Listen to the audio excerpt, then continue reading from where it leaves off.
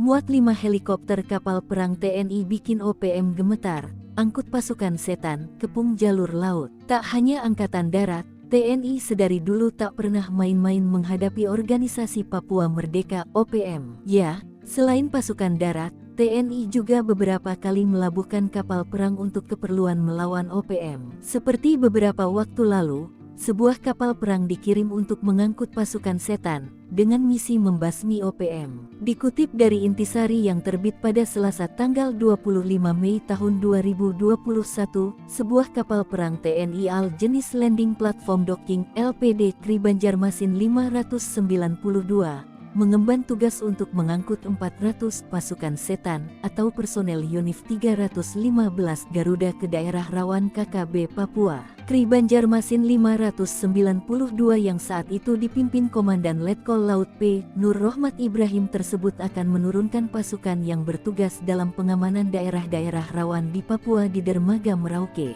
Letkol Laut P. Nur Rohmat Ibrahim mengatakan kapal dan seluruh anak buah kapal yang dipimpinnya itu dalam kondisi siap, sehingga pada penugasan mendukung Serpas Satgas Pamrahwan Papua Batalion TNI AD ini dapat berlangsung dengan aman dan lancar. Lantas, bagaimana kapal perang ini bisa membuat OPM kocar-kacir? Kri Banjarmasin 592 ini adalah kapal ketiga jenis LPD saat itu, yang dua kapal jenis ini sebelumnya dibuat di Daesun Shipbuildings dan Engineering Co.